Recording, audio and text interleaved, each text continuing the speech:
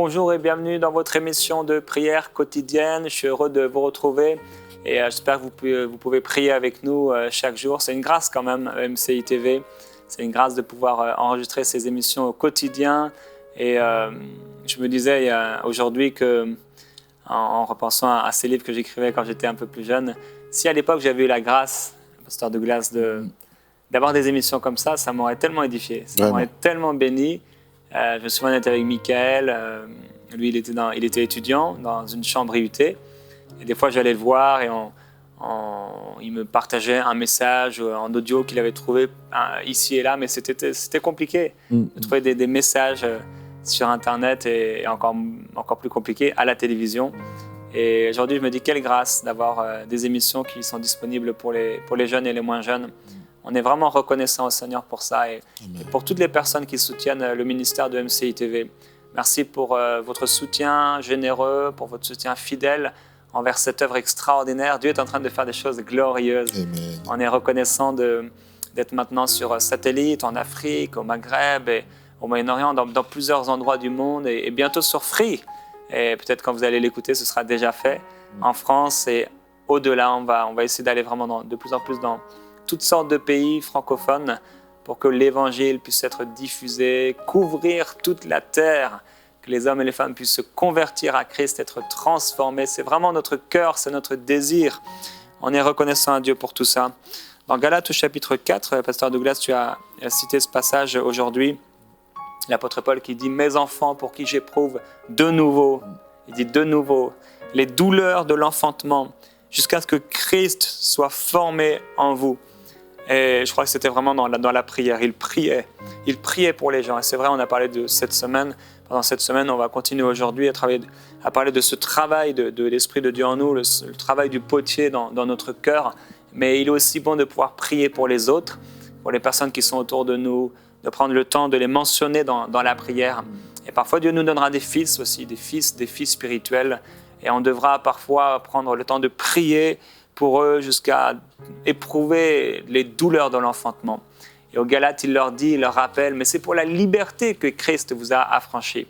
Ne vous laissez pas à nouveau remettre ce joug de l'esclavage, ne redevenez pas esclaves. Et il dit, mais vous couriez bien, qui vous a arrêté en vous empêchant d'obéir à la vérité? J'aimerais aujourd'hui m'adresser à quelqu'un qui est en train de retourner en arrière, qui est en train de rétrograder, de revenir à ce qu'il était auparavant. Que le Seigneur puisse vraiment vous toucher, vous fortifier, en vous rappelant que ceux qui sont à Jésus-Christ ont crucifié la chair avec ses passions et avec ses désirs. Et ça, on en a parlé un peu les jours passés de ce travail, mais maintenant, on veut parler du feu de Dieu. Ce feu de Dieu pour devenir un véritable instrument. Et ce feu de Dieu qui a plusieurs actions. Et l'une de ces actions, c'est qu'il est un moyen de purification. Il vient nous purifier. En effet, lorsque le potier a fini de donner la forme à l'argile sur le tour, il apprécie lui-même le vase. Ce vase ne peut pas encore être présenté, au fait. Pourquoi? Parce qu'il est encore mou. Il n'est pas encore dur, si je peux ainsi m'exprimer. Et alors, qu'est-ce que le potier fait? Il le retire du tour et il le fait passer par le feu. Dans le but, en gros, c'est la cuisson. Dans le but de durcir le vase constitué de l'argile, parce qu'au départ, c'était argile, mais là, on ne parle plus d'argile, on parle maintenant de vase, un vase d'honneur. On parle d'un chef-d'œuvre. On parle d'un travail que, aux yeux de Dieu qui est fini et qui est beau. Dieu lui-même apprécie, il est content. Et il est même pressé de te présenter à la place publique parce qu'il sait que j'ai fini mon travail. C'est comme quand vous concevez quelque chose dans le secret, dans un laboratoire, ou je ne sais pas, mais une fois que vous avez réussi, vous voulez que tout le monde puisse voir. Voyez? Et c'est la même chose. Mais par contre, Dieu ne peut pas te présenter sans avoir passé par le feu. Et ce feu, en réalité, représente, en fait, le Saint-Esprit. Le Saint-Esprit. Je me base sur Genèse 2 d'abord, Genèse 2, 7. On l'a lu quelques jours auparavant. Il dit que l'Éternel Dieu forma l'homme de la poussière de la terre. Ensuite, il souffla dans ses narines un souffle de vie et l'homme devint une âme vivante. Et quand on voit dans l'hébreu, le verbe souffler, c'est nafak, qui veut dire simplement et littéralement allumer. Le Saint-Esprit vient comme un feu, et c'est ce feu-là, au fait, qui fait de nous des hommes animés. L'Esprit de Dieu m'a créé, et le souffle du Tout-Puissant m'anime. Et quand le Seigneur Jésus a formé ses disciples pendant 3 ans et demi, il ne les a pas envoyés comme ça. Il leur a dit, attendez à Jérusalem, jusqu'à ce que vous soyez revêtus de la puissance d'en haut. Et c'est le jour de la Pentecôte qu'il y a eu un déclenchement. Pourquoi? Parce que le feu est venu du ciel. Et alors qu'ils étaient ensemble, assis dans un même lieu, certainement dans la prière. C'est pourquoi j'encourage vraiment les hommes et les femmes vraiment à la prière, parce que ça active et ça déclenche le mouvement du ciel. Ça déclenche la puissance de Dieu. Et la Bible dira que le ciel va s'ouvrir et l'Esprit de Dieu va descendre. Il y a comme un bruit. Il va y avoir un bruit comme celui d'un vent impétueux. Il remplit toute la maison, ils étaient assis. Et ils furent remplis du Saint-Esprit. Des langues semblables à des langues de feu leur apparurent, séparées les unes des autres. C'était là la cuisson maintenant. Le Seigneur a jugé qu'ils étaient maintenant prêts pour partir. Prêts. Ils étaient maintenant solides, prêts à affronter d'abord le feu de la persécution. C'est-à-dire quand le Saint-Esprit vient, le Saint-Esprit est comparé aussi au feu de Dieu. Et j'aimerais aider certaines personnes qui nous suivent à comprendre que notre Dieu est aussi un feu dévorant. Donc quand on parle du feu, c'est Dieu qui doit venir t'envelopper de son feu pour te rendre capable, fort, t'équiper, pour que tu sois en mesure d'affronter maintenant le regard des autres, de glorifier Dieu au travers de ce qu'il a fait tout au long de tous ces processus. Et là maintenant tu es prêt. Et là, le Seigneur te lance. Le Seigneur est fier de toi. Et quand on lit toute la Bible, de Genèse à Apocalypse, Dieu a toujours été pressé de lancer, de présenter ce qu'il a préparé. Ce qu'il a déjà préparé. C'est pour cela que Dieu prend toujours le temps de préparation, dans le secret. Mais une fois que ce temps est prêt et fini, tu ne peux plus te cacher. Quand Jésus était revêtu de l'Esprit, qu'on le veuille ou pas, c'est sa renommée qui se répandait. Sans parler, sans faire trop de bruit, sans faire la publicité. Il y avait des œuvres qui parlaient. C'est ça. Quand le feu vient, la puissance de l'Esprit vient, ça vient aussi dans 2 dimensions, Pasteur Jérémie. La première dimension, c'est d'abord à l'intérieur de nous. C'est-à-dire nous sommes comme remplis de Dieu. Jésus rempli du Saint-Esprit, l'Esprit le pousse dans le désert pour vaincre les puissances occultes dans le secret. C'est nos victoires secrètes qui nous qualifient pour nos victoires publiques. Parce que David a tué l'ours et le lion dans le secret. Il était capable de tuer Goliath en public. Et pourquoi? Parce qu'il était qualifié, il était oint, il était rempli de l'Esprit. Et quand l'Esprit de Dieu vient en toi, il te donne la nature de Dieu. L'Esprit de Dieu vient en toi, il te rend fort, il te donne la puissance, l'autorité, les capacités de pouvoir vaincre toute forme d'opposition. Voilà pourquoi, à chaque fois qu'ils étaient persécutés, il y avait le feu de l'épreuve, ils ont tenu. Étienne pouvait prêcher avec tant de force, sachant qu'il allait être tué. Pourquoi? Pas à cause de lui, à cause du feu qui était en lui. Jérémie pouvait dire dans Jérémie 20, verset 9, je crois, il dira, quand je dirai que je ne ferai plus mention de lui, il y a dans mon cœur comme un feu qui brûle au-dedans de moi. Ce feu-là te donne les paroles de Dieu. Ce feu-là fait que ce que Dieu est en toi et ce qu'il a fait en toi doit être visible. Tous ceux qui sont conduits par l'Esprit de Dieu sont fils de Dieu. Or, la création attend avec un ardent désir la révélation des fils de Dieu, de ceux qui sont conduits par l'Esprit, de ceux qui ont déjà le feu en eux, ce feu qui bouillonne. Parce que quand ça bouillonne, tu ne peux pas le contenir. Tu ne peux pas le maîtriser. Et je crois que c'est ça le véritable réveil.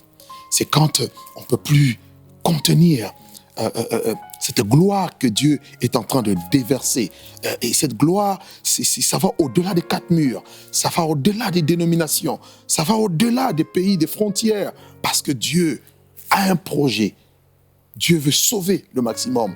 Dieu va accomplir ses projets et il veut passer par toi. il veut passer par moi. Il veut passer par un jeune qui me suit maintenant. Mais sois rempli déjà de ce feu à l'intérieur. Il y a un texte dans le livre de Psaumes que j'aimerais aussi partager, toujours dans cette partie où on parle du feu à l'intérieur. Psaume 39, le verset 4. Psaume 39, verset 4, c'est David qui dit, il dit, mon cœur brûlait au-dedans de moi, un feu intérieur me consumait et la parole est venue sur ma langue. Et quand ce feu vient en toi, il te consume, tu es comme rallumé. C'est pourquoi il dit, rallume la flamme du don que tu as reçu. Le Saint-Esprit en nous, c'est le feu de Dieu, c'est la lampe de l'Éternel, c'est le souffle, le roi de Dieu, le pneuma. C'est ça qui est en nous et qui fait que tu ne peux pas te cacher. Lorsque le Saint-Esprit n'était pas encore descendu, lorsqu'ils n'avaient pas ce feu, ils se sont cachés. Ils avaient peur. Mais quand ce feu vient, ce n'est plus un esprit de timidité que nous recevons, mais son esprit nous remplit de force, d'amour, pas pour prouver, mais pour manifester ce qui est en toi. On n'a pas à démontrer quoi que ce soit, mais on n'a qu'à manifester celui qui vit en nous. Voilà pourquoi l'Église est le corps de Christ, qui doit manifester Dieu. Christ doit être manifesté au travers de nous.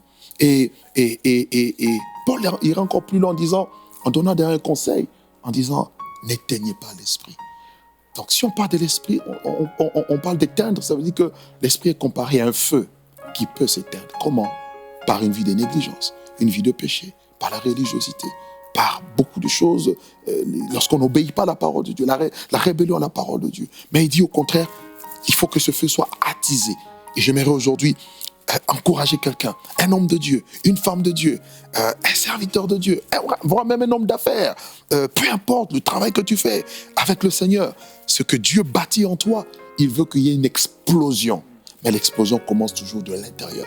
Comme la transformation commence à l'intérieur, Dieu commence aussi à t'allumer d'abord à l'intérieur. Ce feu au-dedans de toi qui doit maintenant s'extérioriser.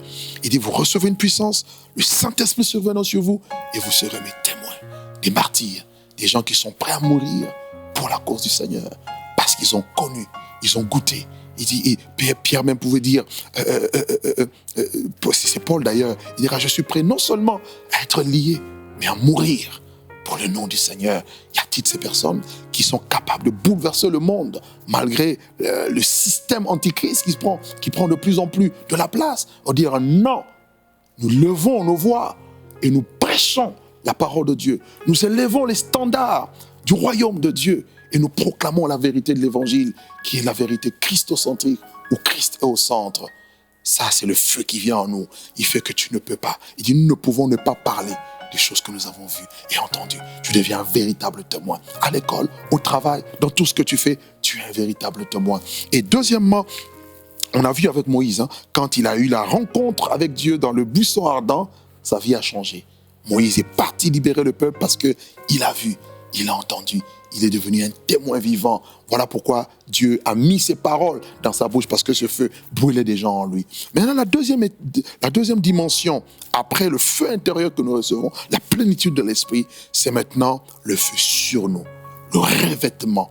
N'oubliez pas que le but de Dieu, c'est que nous soyons transformés à son image. Paul dira aux chrétiens que nous tous, dont le visage découvert, nous reflétons la gloire du Seigneur. Nous sommes transformés en la même image, à cette image de gloire, mais de gloire en gloire. C'est-à-dire la gloire que nous allons vivre aujourd'hui, elle est supérieure qu'hier. La gloire de la dernière maison sera plus grande que celle de la première. Donc Dieu veut déverser une nouvelle dimension de feu. Et je crois que c'est ce réveil mondial. C'est pas pour rien que Dieu a suscité MCI TV. C'est pas pour rien que Dieu suscite des voix. Je suis en France, je vois le nombre de jeunes qui vont dans les métros. Parce qu'il y a une passion, quelque chose brûle en eux. Ils disent non, il faut dire, il faut parler, il faut impacter, il faut annoncer l'évangile. Jésus revient bientôt. Mais si on n'a pas le feu sur nous, ça sera difficile. Et ça, c'est le revêtement. L'Esprit du Seigneur est sur moi, parce qu'il m'a oint pour annoncer la bonne nouvelle aux pauvres, pour qu'il m'a envoyé guérir les malades, les cœurs brisés, délivrer les captifs. Le feu maintenant sur nous, c'est la démonstration de la puissance de Dieu. Paul dit, mais le royaume de Dieu ne consiste pas seulement en paroles, mais en puissance. Les gens ont besoin de voir les démons chassés, les malades être guéris, les cœurs transformés, des proconsuls qui vont être touchés par la puissance de Dieu et les magiciens être frappés d'aveuglement à cause de l'autorité de Dieu qui émane de ce chef-d'œuvre que nous sommes. Parce que tel il est, tel veut que nous soyons. Nous sommes ses représentants, nous sommes ses fils. Voyez-vous un peu? Et une image que j'ai vue en parlant de Moïse, c'est quand la gloire de Dieu est descendue sur la montagne, il y avait un spectacle magnifique, des coups de tonnerre. C'était terrible que le peuple avait peur. En fait, c'est ça Dieu. Dieu est tellement glorieux. Et vous l'avez dit tout à l'heure, nous portons ce trésor dans des vases de terre, afin que la grande puissance soit rendue à Dieu et non pas à nous. Et nous avons besoin de ce feu pour que le monde voie. Il y a des personnes qui ne croiront pas tant qu'ils ne voient pas. Oh, je suis le chef-d'œuvre de Dieu. C'est-à-dire, je représente Dieu. Lorsqu'on me voit, on doit voir le Créateur. On doit voir la signature du Créateur. Et je crois que Dieu veut amener son peuple, autant que nous sommes, à cette dimension où le feu éclate, le feu brûle au-dedans de nous, mais aussi le feu de Dieu nous revêtit. Et Moïse a demandé à Dieu et dit, si j'ai trouvé grâce à tes yeux, alors fais-moi voir ta gloire. Alors qu'il avait eu l'expérience du buisson ardent. Mais cela ne suffit pas. Avec Dieu, on peut aller de dimension en dimension, de gloire en gloire, de progrès en progrès. Tout dépend de notre soif. Tout dépend du désir que nous avons. Plus nous désirons Dieu, plus Dieu se manifestera. Et ce chef-d'œuvre, Dieu veut le présenter aux hommes, mais il faudrait que ce feu-là soit visible. Et Moïse monte sur la montagne, Pasteur Jérémie, il monte sur la montagne, 40 jours, 40 nuits. Moïse descend, il ne savait pas, son visage rayonnait. La gloire qui était à l'intérieur s'est manifestée sur son visage. C'est la raison pour laquelle même Christ, voulant montrer à ses disciples l'importance et la gloire du royaume de Dieu, il les a transportés sur cette montagne qu'on appelle la montagne de la transfiguration. Et là, il va se métamorphoser. Voilà la transformation. C'est ce qui est de l'intérieur qui sort. En fait, Christ est glorieux, mais son corps était comme un voile qui empêchait que cette gloire intérieure se manifeste. Mais là, ce qui était à l'intérieur de Christ a été visible. Élie apparaît, Moïse apparaît, cette gloire, cette nuée, c'était magnifique. En fait, c'est à ça que Dieu nous amène. Parce qu'il dit, nous tous, nous avons le visage découvert. Moïse devait mettre un voile. Mais on dit, mais aujourd'hui, nous n'avons plus besoin de voile. Lorsque le cœur se tourne au Seigneur, le voile est ôté. Nous avons là où est l'Esprit du Seigneur, là est la liberté. Il dit, nous avons le visage découvert. Mais nous devons être maintenant transformés en cette image de gloire en gloire. Et c'est ces chefs-d'œuvre que Dieu est en train de chercher, de soupirer, que ce soit au Canada, que ce soit aux Antilles, que ce soit en Afrique, en Europe et partout. Et c'est ça qui bouillonne dans mon cœur. Si je veux voir cette église triomphante, cette église, ce peuple de Dieu qui n'est plus abattu, qui n'est plus, malgré les problèmes, les difficultés, les persécutions. D'ailleurs, plus on les persécutait, plus ils devenaient puissants. Plus on les battait de verge, plus ils annonçaient avec force le témoignage de la résurrection de Jésus. Cela veut dire que rien ne peut nous empêcher de manifester Christ. Parce que si je suis un chef-d'œuvre, c'est juste pour manifester Christ en moi, Christ en nous. C'est l'espérance et la gloire. En gros, Dieu veut vivre en nous. Et il veut que le vase que nous sommes, vase d'honneur, soit ce vase-là qui va le présenter. Au travail, tu es un vase qui représente qui? Christ. À l'école, tu es un vase qui représente Christ. Dans le ministère, partout où tu voyages, tu représentes Christ. Et sans même beaucoup crier, notre vie sera un véritable témoignage. Et c'est ça, au fait, le but de Dieu. C'est que nous soyons rendus semblables à l'image de son Fils. Et c'est ça le but même je dirais même l'objet même de toute la Bible. Le premier Adam a échoué. Le deuxième Adam a réussi. Là où il a échoué, il est venu nous relever et nous repositionner. Adam n'est pas tombé du ciel, mais il est tombé de sa position. Et Christ est venu nous repositionner avec lui pour faire de nous, de la boue, de la poussière, il relève le pauvre, du fumier l'indigent, cette argile pour le faire asseoir avec les grands. Et la grandeur sommeille en beaucoup d'entre nous. Et ma prière est que, au travers de cette série, que Dieu puisse enflammer quelqu'un, que Dieu puisse embraser quelqu'un. Il fait des vents, des messagers et de ses serviteurs, des flammes de feu. Et Paul dit, nous devons briller au milieu d'une génération perverse et corrompue, comme des flambeaux portant la parole de Christ. Et ce vase que nous sommes, nous portons Christ, nous dégageons le parfum de Christ, et sans parole, les gens peuvent être gagnés. Et surtout, Dieu sera glorifié. Amen. Amen. Est-ce que tu voudrais prier pour les gens par rapport à ce feu de Dieu? Bien sûr, bien sûr. C'est ma passion, c'est mon désir. Pasteur, il y a quelque chose qui bouillonne en moi. L'Esprit de Dieu bouillonne en moi pour dire c'est le temps.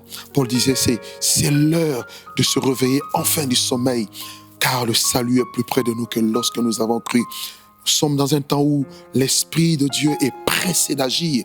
Il dit, dans les derniers jours, dit Dieu, je répandrai de mon esprit sur toute chair. Vos fils et vos filles prophétiseront.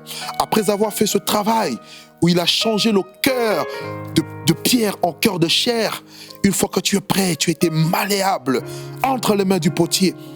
Voici le temps arrive où il veut maintenant déverser. Il dit, un homme ne peut recevoir que ce qui lui a été donné du ciel. Et depuis le baptême de Jésus, le ciel est ouvert. L'Esprit de Dieu a été envoyé et il veut te remplir, il veut t'embraser, il veut embraser ta vie, embraser ton ministère, embraser ta famille, embraser tout ce que tu es et ce que tu vas faire pour que qui est les marques du Créateur au travers de ta vie. Tu es un porteur, une porteuse de Dieu. Tu portes Dieu, tu portes la gloire de Dieu avec toi. Et cette gloire doit se manifester et se déteindre. Ma prière est que Dieu t'embrase à nouveau. Ma prière est que Dieu te façonne, que Dieu te fasse passer par ce feu où à l'intérieur tu es bâti, tu es affermi.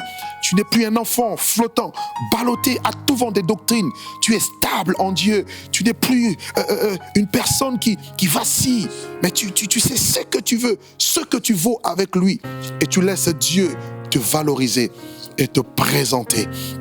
Comme il a présenté Élie, comme il a présenté Moïse, comme il a présenté Samuel, comme il a présenté, oui, Daniel, il veut également te présenter. Oui, ce feu va tellement toucher ton cœur, toucher ta vie. Tu ne peux plus rester insensible à la voix de Dieu. Tu diras, oui, Seigneur, me voici. Qu'est-ce que tu veux que je fasse? Dieu dit, qui enverrai-je dans cette génération? Et qui marchera pour nous? Qui ira? Qui parlera? Qui me représentera? Dieu cherche des vases qu'il veut présenter. Il dit, si quelqu'un s'abstient de ces choses, si quelqu'un se conserve pur en s'abstenant de ces choses, il sera un vase d'honneur, sanctifié, utile à son maître et propre à toute bonne œuvre. Le maître est en train de chercher des vases d'honneur qu'il veut envoyer, qui doivent le représenter pour aller manifester sa gloire. C'est pourquoi Job a dit, mon oreille avait entendu parler de toi.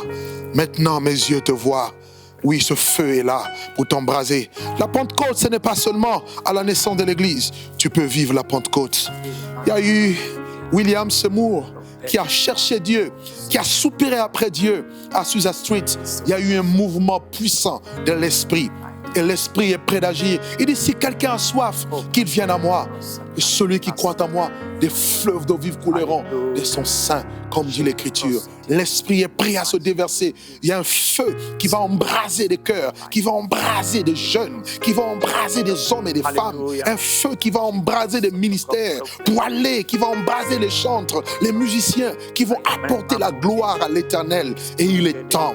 L'Esprit me dit qu'il est temps. Il est temps. Il est temps. Il est temps. L'Esprit est pressé d'agir. Il attend des vases disponibles. Il attend des vases qui sont prêts. Il attend des vases qui se disent, me voici, fais de moi ce que tu veux. Je reconnais que tu peux tout et rien ne se pose à ses pensées. Alléluia. Je reconnais que tu peux tout et que rien ne t'est impossible. Oh oui, je reconnais que tu peux tout et que rien n'était impossible. Seigneur, fais-moi voir ta gloire. Comme Moïse a prié, Seigneur, fais-moi voir ta gloire.